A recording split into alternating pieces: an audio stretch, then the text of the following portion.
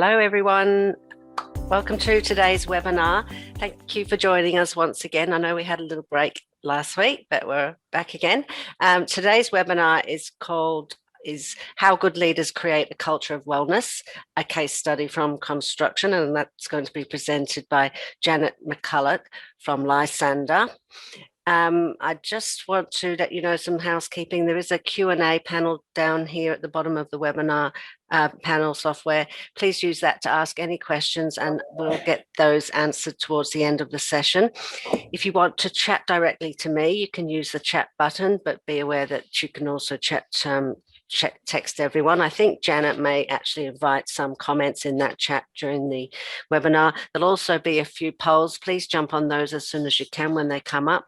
It's really good to get that engagement. As with all our webinars, it's going to be recorded, and later today we'll send out an email with links to Lysander, Janet's organisation, and also to the podcast and recording. So just a little bit about Janet.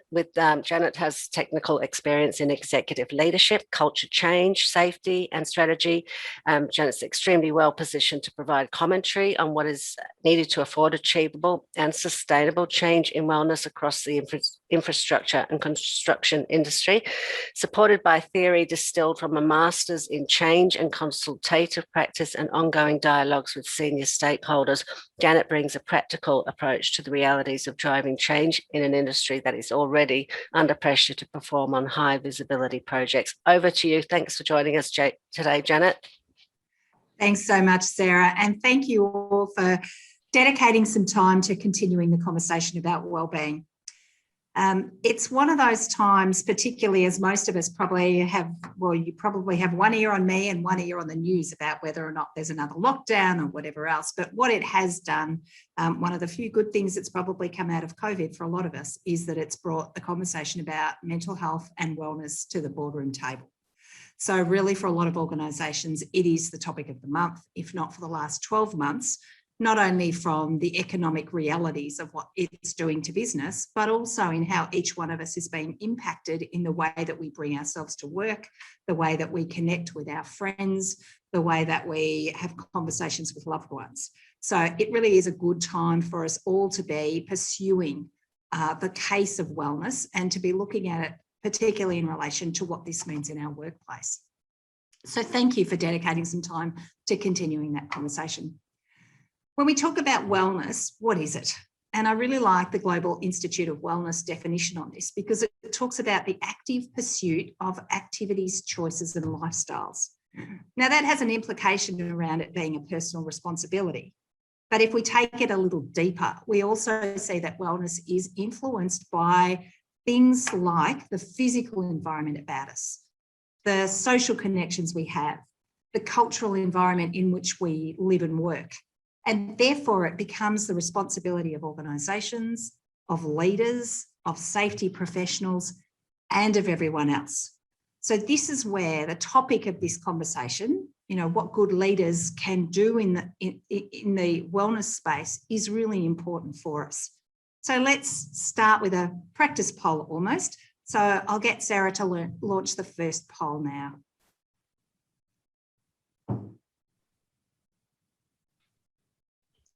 Is mental health and wellbeing an important issue in your organisation? And what that can mean is, do you have regular conversations about it? Is it on the agenda at your boardroom level? To what degree is it taken seriously so that people feel that they can actually speak up about how they're feeling? So this is really what we're looking at this point. So is mental health and wellbeing an important issue in your organisation? Okay, I think I can end that and show the results now, Janet. Thank you, Sarah. And I love that because what it says to us is that it is important, and therefore, from the point of view of how leaders bring themselves to the conversation, what they do in terms of their impact on the environment is really important. Had we done this poll, and we certainly have been involved in this for a while now, had we done this poll probably 5 years ago, we might have actually almost flipped those results.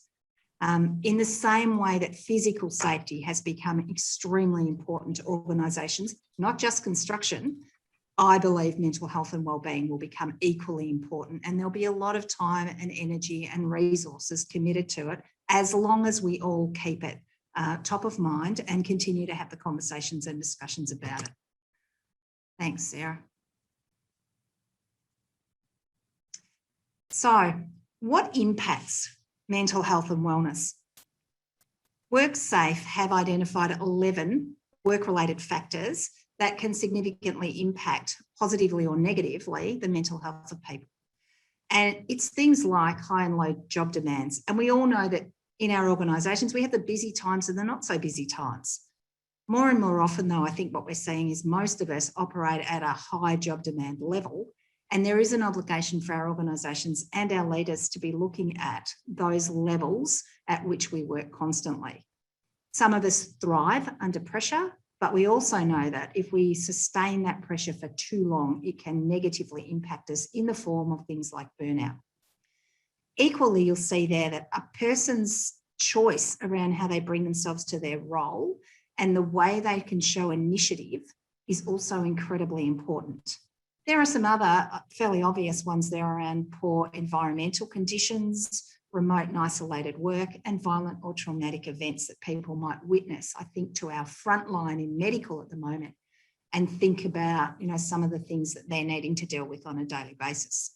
So you can see there that there is a range of things that can significantly impact positively or negatively our mental health. And by knowing these, we can then start to analyse the degree to which leaders are addressing these from a risk management point of view.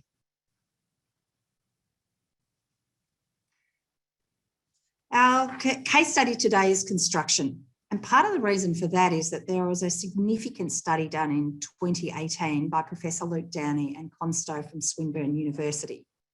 And what it uncovered was really alarming stats that have allowed for the collaboration of senior leaders in construction to address this, and has given us the opportunity to undertake significant research to look into it and to explore how leaders and positive culture change can impact outcomes like these. So this is why I'm using case study today for construction. And look at those stats. When this was done in 2018, the white-collar professional population, that is those people that tend to work in the design or engineering or leadership spaces in construction, was showing 37% above the norm from the depression, anxiety and stress scale than other populations. And that included things like surgeons. It included, some of the professional services and, people that find themselves under significant stress. But you'll see that that was extremely alarming. And along with that, what we also saw was that 50% of the respondents in the white-collar population of the construction industry were already meeting the criteria for burnout. 70% experienced moderate to high levels of stress, and almost consistently. This research was done by Professor Downey at Swinburne and allowed everybody to really look at it and say, okay, that is just not acceptable anymore. And whilst we've kind of known that's been there, what do we now want to do about it? And this is really the question that we wanted to address. So what occurred beyond that was a deeper dive into exactly what it was that was creating that state in construction. The 6 particular hazards that were identified through a significant amount of forums and conversations with individuals from the industry were these 6 hazards and the factors that address them. So pressure, and again, if you remember back to the WorkSafe ones, it was right there. So there for all industries really, and that's about workload.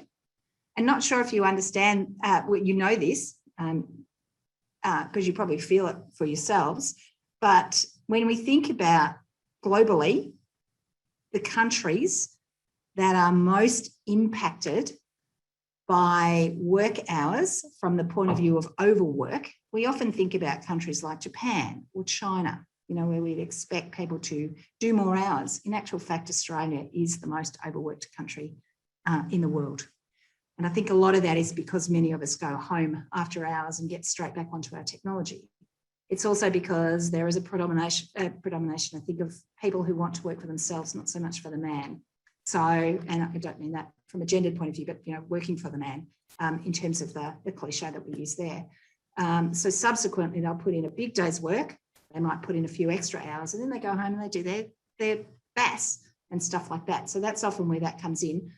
But from construction, particularly, what we were finding was white collar averaging more than half of them over 60 hours a week. So this is where we come to that pressure piece. Influence, again, their ability to control aspects of their work and bring themselves in terms of choices to how they are autonomous or not. How they are promoted in the organisation, not just vertically in terms of role and level, but also in terms of promoted from an encouragement and development point of view. Their relationships, particularly with their leaders. The clarity they have about what's expected of them on a daily basis, and then how change is managed. So if we look at this, we do see some parallels with WorkSafe, but also we start to recognise how then leaders can take responsibility for being able to change that. So from that forum, those forums, from the WorkSafe, work-related factors, what we're starting to understand is what people actually want from their workplaces and their leaders and where the gaps currently are. What it tells us is that people want committed and positive styles of leadership so they can build relationships and have the sort of conversations that allow them to feel safe speaking up. That there are clearly articulated expectations of what they do on a daily basis, how they behave, what their role is, how they add value. That it is a psychologically safe culture where people can feel that they can speak up, where they can add ideas, where they can take initiative, where they can be involved. Where there is actually clarity about what the organisation does and how it adds value to the world in general, and also how they fit into that machine. And then obviously that there are quality conversations that allow them to be able to talk about what they need and want, and so that they can commit and engage in the general running of the business. So these are the things that we're being told. So when we look at, particularly in construction, the levels of stress and anxiety that are going on, we get an understanding of what's missing. And this is where we were able to come together with a group of people and look at, well, what do we do to try and resolve that? What sort of solution do we need to put in place that can address it systemically, i.e. top down, to be able to significantly shift something that's impacting a whole industry and, quite frankly, no doubt far beyond that industry. So what a group of us did, and I'll chat about the consortium in a moment, but a group of us came together and were successful in receiving funding from WorkSafe Victoria's WorkWell Mental Health Improvement Fund. And what that allowed us to do then was really to explore, as I've shown you, those 6 hazards and contributing factors, but then to consult quite deeply with research, with industry, and undertake deeper research to be able to feel confident we had a solution to offer that would actually address the problem. So that was really what we were aiming to do. Consultation with industry was critical, and that was done through the Wellness and Infrastructure Steering Committee, which is the important Victorian-based people from the top 8 construction companies. And we've extended that obviously beyond the top 8, so what's called a tier 1 level, down to a number of organisations and how they are all faring in the wellness space. Also critical to that was still engaging with Luke Downey and continuing to measure the results using the same survey that he used in 2018. So what I wanted to share with you over the next little while was what was the solution we put in place, particularly from the point of leadership. What was the outcome of that? And what can we all learn from that to take back to our organisations? So I'm going to first share with you who the consortium was. We've talked about Professor Luke Downey from Swinburne, and if any of you want that original survey, please don't hesitate to reach out and ask for it, because we're happy to share that with you. We also worked with Grant Fuller, who was with, and still is with, McConnell Dowell, And he was able to offer up a pilot opportunity for us.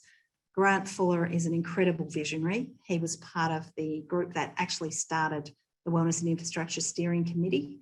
So again, a really passionate person. And obviously we're supported very much by WorkSafe and WorkWell in this.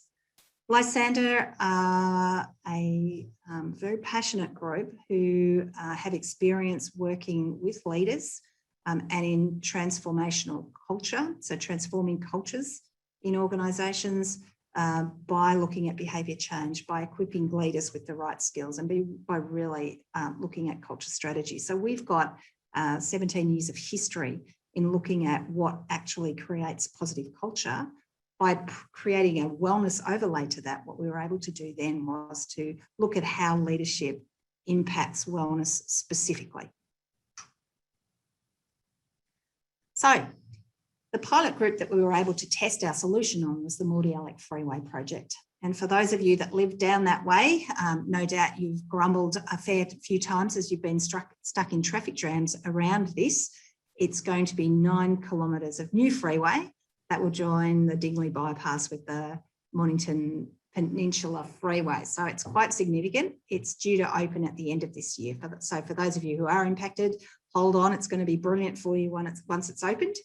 But it has 9 quite significant bridges over the waterways, Braeside Park. So it's also an environmentally sensitive area. So there's been a lot of amazing work done and some quite groundbreaking work done out there around noise walls and recycled materials and looking after the habitat of local fauna and flora. So a really great project to be involved on. For our solution, what we also had there was a group of 17 project leaders who were willing to be part of this, and 95 white-collar professionals. So it was quite a sizable project to be able to test this solution on. So first thing I wanted to do was actually share the results. Bit of a spoiler alert, but wanted to be able to first show the impact, the incredible impact that this piece of work has had. And that way we can talk through, well, what was it that led to these sorts of results? What you're seeing here is the 3 baseline surveys that we did. And again, same survey that was used in 2018 to get the original results. So at the very start of our program, we put the survey in place for the full 95 white collars, and we found that it was ever so slightly, a couple of percentages on each of these, slightly worse than 2018. So what that was telling us was that the industry was actually slowly getting worse. What we did was a follow-up survey in January of this year, and then after the completion of our pilot program, we actually did a final survey as well. So what you're seeing there is the incredible results that came through from the work that was being done. So things like, and I love the burnout one particularly, 41% improvement in burnout, and look at that. The group down at Mordialloc are now showing 1% better rates of burnout, as in less burnout, than the average population. Now, I would be congratulating all of you out there for saying that's still too high, because I agree. It's still way too high. And we know that Australians do work too hard, even though we have public holidays for horse races and football finals. But nonetheless, what you are seeing there is that with a top-down, leader-led approach, focusing on culture, we can get incredible outcomes in improvements in things like burnout and depression, anxiety and stress. The other thing, if any of you, and no doubt a number of you have worked on work sites and in construction companies or similar, you'll know that over the course of a project, there are high-risk activities. The lifespan of a project brings its own challenges. So the final survey, one of the things to be aware of is that final survey was done at a time when a number of people were getting notification of their demobilisation or redeployment dates. And that's usually when anxiety goes through the roof. One of the things that was done as a result of the work that we had been doing was that the project director actually published those dates, which is rarely done. So people could see ahead of time what their demobilisation or redeployment date was, giving them an opportunity to plan forward. And that talks to that idea of wellness through choices and autonomy of work role and more certainty. So this is where we start to see the impact of those, but I'm probably getting a little bit ahead of myself. So let's have a look at the solution. This is the integrated approach to wellness. Integrated because we need a number of things going on at the same time. Culture change is really complex, so we want to pull numerous levers concurrently. So having a number of activities running at the same time. No doubt many of you who are passionate about wellbeing in your organisation, and we saw in our first poll that many of you do take it extremely seriously in your organisation. No doubt a number of you have wellbeing programs in place. What this one does is it actually makes sure that our leaders are committed as well. So it's not just a bottom-up approach, but what it is making sure that we are getting input and taking wellness seriously at all levels. So the first part of it was to launch and engage the leaders, help them understand what the expectations were of them, to get them to commit to the full program, agree to turning up, and understand the process of what was going to roll out. So they had a picture of what was going to happen. That launch and engagement piece is important. And obviously what was helped in that was to be able to do that first benchmark survey and share the results, which were quite startling for them. The next piece was a focus on real leadership and from an individual point of view. So let's look at leadership from where we're currently sitting. And I'm going to flip forward and backwards a little here, just so that we can see what I'm talking about. The tool that we use is the CLS 360. And what it does is it gives each leader a picture of their perceived leadership style, how positive it is, or in some cases, how not so positive it is, which actually leads to, quite destructive forms of leadership. So whilst it's confronting, it's also debriefed by a qualified professional who can work through that and make meaning for the leaders. I got quite a bit of cynicism, and the guys down on Morty Alec will tell you that themselves if you were to ask them, but I certainly got people sitting there during the launch and engagement, that, crossed arms kind of approach, where people were saying, Janet, unless you get the government or the clients to change their contracting, unless we stop competitive tendering, nothing is going to change. When these leaders got their reports and could see that some of their styles of leadership were negatively impacting people's mental health, that's where they were able to sit back and go, oh my goodness, you mean I personally can impact somebody else's well-being through things like how I have a conversation with them. And this is often where we get that real commitment of leadership, that they'll often talk a good game, and you may be frustrated sometimes by this in your organisation. They'll say the right things, but how do you actually get them to commit? So using things like a 360-degree process allows them to actually see what's going on for them personally and where there might be shifts. So you can see here, some direct reports have, because the 360 is done through direct reports with peers and with direct managers. You get feedback from each of those. You can see then where there's some issues and where there's red, quite destructive styles. We say, that's actually not good leadership, as opposed to where there's green and people are getting that sense of good connection, great conversations, they're feeling engaged and inspired. So this is where it becomes a really important tool to get leaders to commit. So you can see there the first and second debriefs of that 360-degree feedback piece is really important for them understanding what's going on. And then the transformational leadership workshop that you're seeing there is the one where people explored what great leadership looks like. And in transformational leadership, it's the piece about taking your team on a journey, building cohesiveness, understanding the difference between telling and asking, why engaging people is important, how to truly set a vision and create the sort of energy where people want to follow.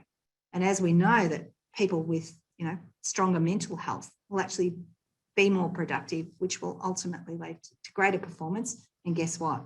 That has a result on the bottom line, and it's a positive result. So I wonder then, Sarah, if you could launch the second poll, and let's think about the predominant styles of leadership in your organisation. So I'll just read them through for you. Autocratic, where employees are told what to do, leaders control the outcomes. They can often be quite competitive, even dictatorial, very directive. The second one, democratic, is where employees have an involvement in decision making. They have a voice. They're heard. They get engaged and involved in change. Charismatic, this is where leaders set a clear vision. They get involved early. They inspire action. They support and encourage employees. And the last one, avoiding, and this is often where leaders are absent, where they can be indecisive. They don't tend to step in. A lot of the time people would say they don't necessarily have a backbone. So they're the quadrants that are represented in the CLS 360. How are those results going, Sarah? Well, we're almost there. Excellent. I'll just wait another couple of seconds. Terrific. Because people are still wanting to vote. Yes. So they're not always terms that we look at regularly around leadership. And, you know, a lot of the time you're possibly also sitting there thinking, well, some of my leaders are democratic and some are more autocratic. And there's one or two that are charismatic. So there can also be a challenge there. okay, I will share them now. So quite a diverse spread. And again, this is not unusual. What we are seeing there is autocratic styles are what we call quite destructive styles. So 36% of you are reporting that your leaders are quite destructive in their styles. And when I say destructive, they may actually have quite a strong blind spot to that. And this is where things like the CLS 360 can be tremendously helpful. And what we found in construction was that a lot of leaders have simply learnt the style of leadership by observing the people before them. So a little bit like, you know, the louder you yell, the faster the pyramid gets built kind of idea. And what we're now being able to do is shine a light on saying, you know what, that's actually really not helpful. Terrific. The next piece is to look at culture. And this is where, having done work with the leaders, what we do then is talk very much about what a cohesive leadership looks like and what alignment looks like. So making sure our leadership team is able to have constructive conflict, is able to come together to make aligned decisions and then very clearly communicate those decisions down through the organisation.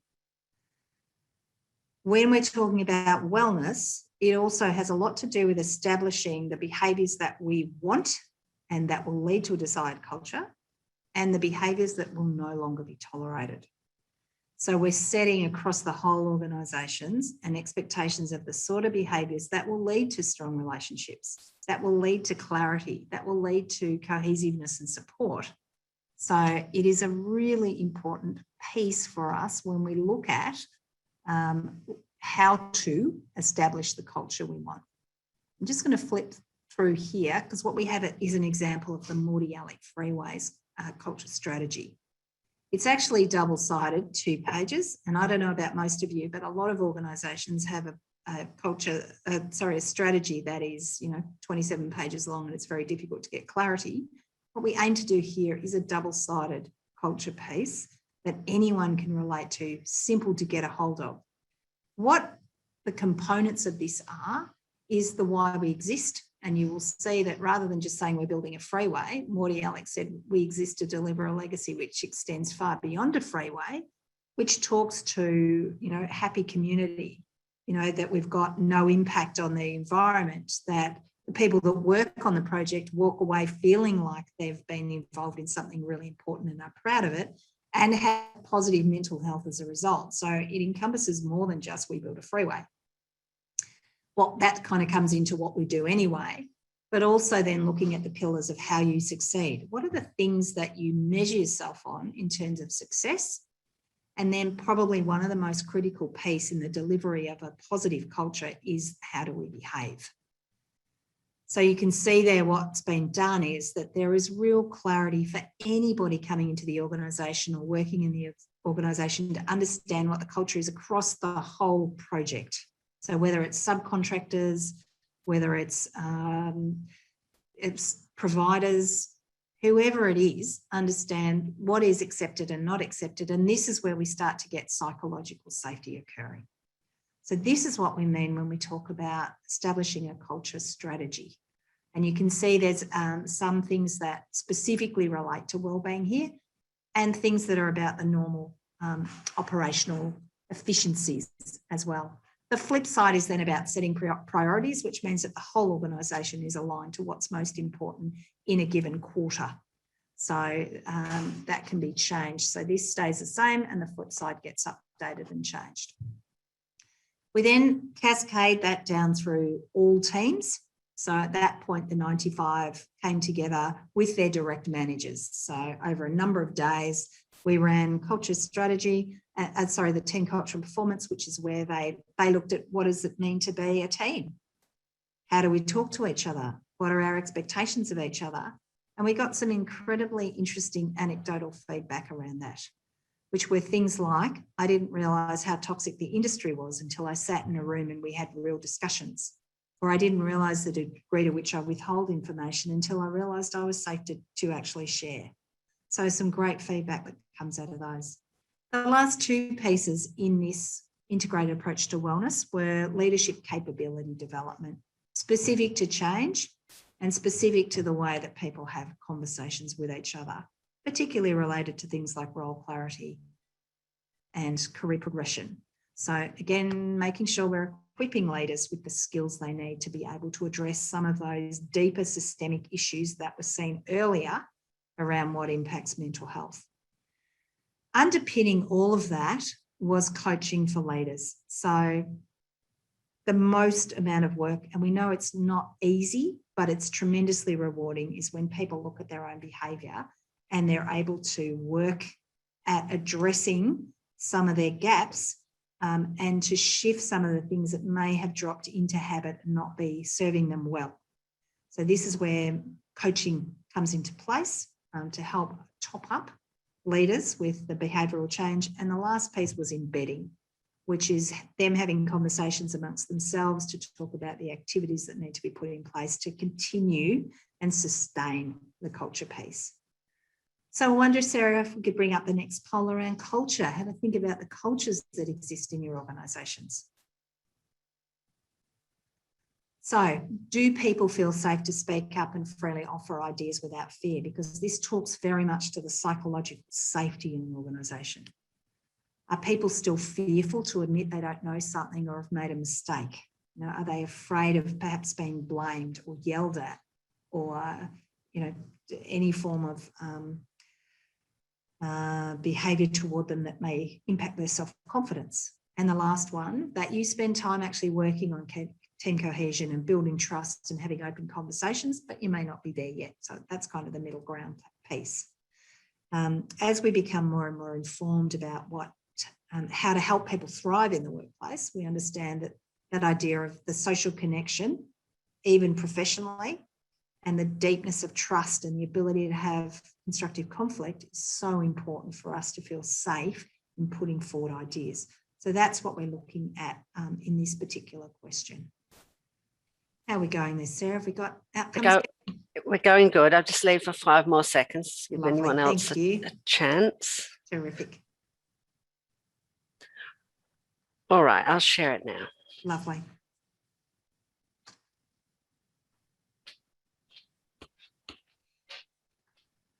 Lovely. So some good work being done there. So 43% of you saying that work is being done, which is great. Well done. We're still looking at 26%, so just under a third where people, just over a third where people are saying there's still significant fear. Now, if you think about that, a third of our population, a representation of the people that are here, are just still not feeling psychologically safe in their workplaces, which has a significant impact on mental health. and that we've got 26%, which is our smallest proportion here, saying that there is psychological safety. Now, that will be significantly higher again than it was 5 years ago, but we can still see that we've got significant work to do. And partly I think it's because leaders don't necessarily understand what it takes to create psychological safety in the workplace. A lot of organisations, in my experience, and as a leadership consultant, I do get that privilege to kind of be a voyeur on organisational culture. I get to look in at lots and lots of different cultures. So I get to see what works and what doesn't. And what I do see is a lot of organisations have done work on building collaboration and consultation. And it's almost like the pendulum's swung a bit too far, because what we now see is people being overly polite and not necessarily feeling like they can step into passionate debate because they're concerned about not appearing collaborative. What we want to now do is help people understand that there are good ways forward to be able to build toward building the trust that will allow them to actually have debate and to disagree with each other, but to do it from a point of positive intent. So if people feel heard, they're often very, very welcome, very willing to agree with and align with the decision that's being made, but only when they have been heard. So this is the sort of thing where we start to understand what psychological safety actually means and how it's delivered. So this is a lot of the work still to be done in this space.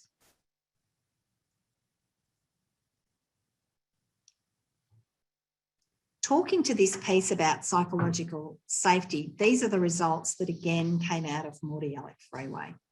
And this talks specifically to the behavioural change of the leaders on the project. So if you look at that top one, that there is adequate communication and consultation when change is occurring is an 82% improvement. So that talks to the planning that goes into communication, the participation that occurs by asking people to be engaged in that change. And ultimately what you see is people starting to feel much safer in being part of what's coming and, exploring that. There's others there, overall, how satisfied are you with your job? We had a 42% improvement in people's overall satisfaction.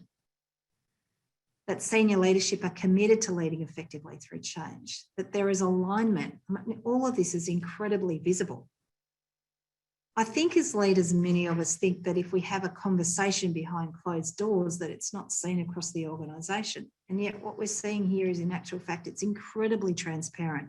What's going on in a leadership team is transparent to all members of the organisation or the project, to all employees. And you see here that as our leaders were changing behaviour, there was a really strong sense of that. I like to look at that last one, that you feel safe from any bullying or harassment at work. We didn't train any bullying and harassment workshops at all. But there is a 23% perceived improvement in that sense of people not feeling like, to the same degree in an organisation that was run from an authoritarian standpoint. People are feeling so much safer now from that point of view, simply because of the shift that they are experiencing from their leaders. So some really interesting stats that came out from psychological safety point of view there as well.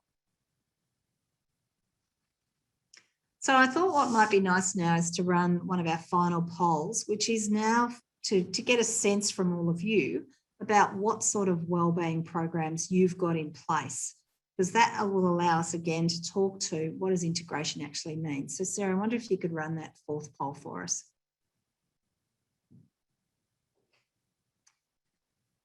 So if you think about what currently exists in your organisation, is it a series of activities that's available to all staff? And often this means employee engagement programs, what I might affectionately call fruit and flu shots, which is, healthy eating plans, free flu shots. It can be running fitness programs or subsidising the gym. So resilience, and I know, and I'll give you a quite happy plug, the Resilience Project. If you've not come across Hugh Van Clydenberg before, a lot of us through our kids at school have come across him. His program is amazing. So if you're looking for a resilience program, it's incredible. Or is your program more leader-led around behavioural role modelling with the clear expectations of how we do things around here, i.e. cultural strategy, or is it a combination of the above or none of the above? So, and again, this is not a finger-pointing activity, but it is an opportunity for you to reflect on what you've actually got in place in your organisation and therefore know where there might be an opportunity to do different work or to look at it in different ways. How are you going, Sarah? We have nearly there. Just wait 10 seconds. Terrific. I get you to speak, Sarah, because I love your accent. It's a very strange mix of English and Australian. I love it. All right, I think we can end that now. And there you go. Thank you very much. Lovely. Terrific. So it's a big one. We can't quite see the bottom one there, Sarah. I wonder if it's just because I'm not on full screen. Yeah, I'm not sure. Oh, there it is. Okay. Oh, it's showing. It's there. So, and I'm fascinated by these results as well, and quite pleased to see that 37% have that integrated approach, which is both a top-down senior leadership commitment and also a series of bottom-up everyone in kind of activities. What I also see, and I'm not surprised by, is that 41% of the programs through the representative sample here today are suggesting that, you know, there is a series of tremendous and no doubt valuable activities for your employees. We don't, and maybe we can do this in Q&A, but what I often find is when there's a series of activities like that, you know, put in place by, you know, tremendously passionate individuals, they're often frustrated by things like, you know, there's a lack of traction, Janet. You know, I've got all these amazing programs in place and, you know, there's lots on offer, but the take-up's not quite where I'd like it to be. You know, they're not as well attended as I'd want. And what we find is even though they're being offered, unless there is that senior leadership commitment and, you know, your senior leader, your CEO turns up in his Lycra for the bike event that you're running or whatever it might be, that there is still that sense of, is this really important, or are wellness-related initiatives taken as seriously as they should be in the organisation? So this is where we say an integrated approach talks to leader-led, culturally significant, you know, clear expectations, engagement of your people, and then supported by those processes and activities and initiatives that a lot of you have already got in place. And it's not until you get those both going that we tend to get the levels of change that we're looking for out of things like the Mordiallic pilot program. So this is where we start to go, aha, that's why it's so important that our leaders are role modelling the sort of behaviours that will ultimately deliver psychological safety and get us to a place where our employees are thriving. It's also, you know, with 10% of you saying, you know, I've got none of the above, that's where we also maybe need to start from almost a society or community point of view saying, actually, that's not okay anymore.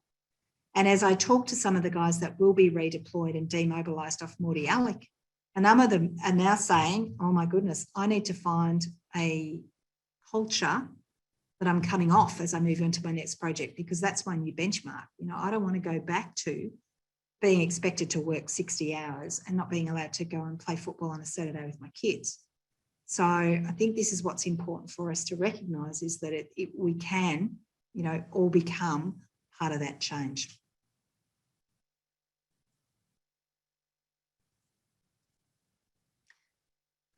So how do good leaders deliver wellness? Just in summary, what we've talked about is we do need that demonstrated commitment from senior leaders. And we mean the CEO and down, or for Mordiallic, it was the project director and operations manager, the most important people on site. Unless they're telling everybody else how important they are, then people will be slightly reluctant to join or not recognise the seriousness of this. So we need that constructive leadership styles. Let's make sure that our, you know, senior leaders are not negatively impacting the work that we're doing.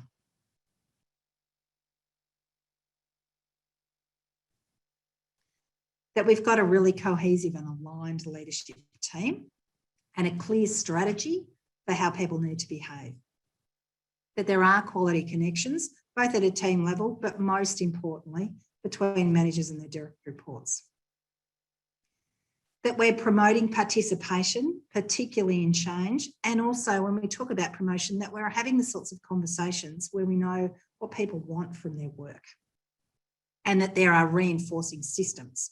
So things like, are we recruiting the right way? Have we got smart job design and clear job descriptions so that our systems actually reinforce the culture that we've got in place? And for many of us, we've started the flip way around. Let's put the systems in place. They don't necessarily get traction because we don't have the senior leadership connection point. So that's what we talk about when we very much talk about what is the leadership responsibility for delivering wellness in our organisation. I'm aware of the time, but I just kind of wanted to finish with a bit of a takeaway if I could as well. I want to ask you all, how many interactions do you have in an average day? So how many conversations do you have with people? Might be as you come to work and you're, needing to get petrol, grab a coffee on your way in. Conversations with your partner, with your kids. Then you come to work and you have how many interactions on a daily basis? How many conversations do you have? So see if you can find a figure. How many? Put a figure on it. I'm thinking I probably have an average of about 75 interactions a day. And is that enough for you? Yes, sorry, Sarah. I just want to remind people to use the chat to put those responses if they like. That'd be fabulous. Thank you, Sarah. Yeah, maybe pop a number in there if you can. And I might read them out to make it a bit. Thank you. That'd be great. You can. Amy said 50. People saying 50 plus. Chris says 50 plus. Maybe 30. 30, probably close to 100. Yeah. Wow. Yep. 80, 40, 50, 60. It's a lot different from me. I have about 2. 40, 50, 60. You're having one with, Yeah, I have more on Thursday. Have more on Thursday mornings. Love that. Terrific. 70. So a lot. Yeah, a lot of interactions in your average day. So the next question to then ask yourself is, in each interaction, are you positively impacting someone's wellness or negatively? And this was one of the things that really helped the leaders on a daily basis, and which I'd love you to take as a takeaway. Think about in each one of those interactions, are you influencing a move toward or away from positive mental health and wellness? So I think about it from this point of view, and I think, have I given you something to think about in a positive way in terms of how you interact it? But also when I was thinking for construction, particularly when leaders kind of went, so if I go over there and yell at that guy who's just broken that tool, that's moving them away from positive mental health. However, if I go over to him and say, hey, mate, what happened? And engage him in a conversation about what he could do next time to make sure he doesn't break the tool. Oh, gee, maybe I've taught him something, maybe I've respected him, and gee, maybe the tool was faulty. So this is where we get to that point where we can say to ourselves, hello, each one of us can be positively impacting the mental health of the people that we engage with on a daily basis. And this is where we all become part of a move towards making a difference. So when we do think about that idea of making a difference, and our call to action is that idea of addressing leadership and culture in your organisation is a key to building greater mental health and wellbeing and ultimately improving business performance, because people who are thriving or have positive mental health, have a growth mindset, are more productive, which leads to greater results in your organisation. So it is both of those. And if you think about, well, I'm a small organisation, I'm not sure that I could do anything of the scale that Lysander have done at Morty Alec Freeway, you can still think about, well, hey, how do I impact individuals in my organisation on a daily basis through the interactions that I have? So we might throw to questions now for a while, Sarah, before I just show the last couple of slides. Yes, and there is a poll. Do you want me to pop that up? If it's easier to do the poll now, that'd be great. Thank you, Sarah. Yeah, I'll leave that up for a little while because Right. we don't have any questions yet, but every time I say that, we get them. Love to answer questions. Obviously, that poll then is to ask whether or not you'd like to be contacted.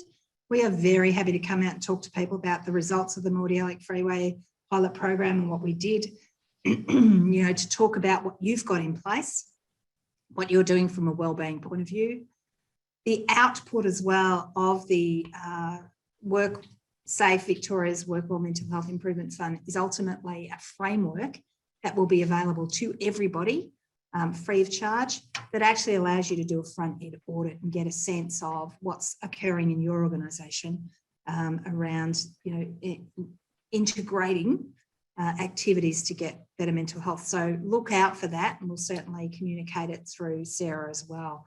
That will probably be early September when it's due. Okay, I have actually shared a webinar that's on next week, next Thursday. It's Lead for Safety. It's about the model and 4 strategies presented by Dr. Tristan Casey.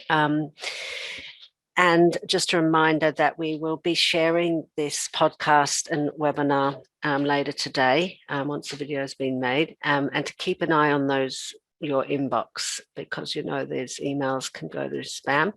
We haven't got any questions, but I just say that Alexander said earlier during the presentation, Janet, that it was nicely presented and looking forward to receiving a recording for further reflection on how he can use this to improve wellness and wellbeing in other organisations that he consults with. And we do have a question. It comes up a lot, actually. And Stuart has asked, how do you drive this change when senior leadership is reluctant to provide support to do such? It is possibly the most common question we get, Stuart. So thank you for asking for it. And it is that piece about influence and, how it becomes important, and exactly why we undertook some of this research is because even though a lot of senior leaders knew it was important, until they were actually presented with cold hard facts, and particularly cold hard facts about what solution needs to be in place to make a difference, they were reluctant to commit resources to it. So I think there has been a real sense of, I know it's important and I can see what's going on out there, but how do we know what will work? And I'm not going to put money where, it could be, committed to other resources if I don't know something's going to work. So I think more and more, Stuart, it is to look for the cold hard data that actually says, if you do this, you will get these outputs.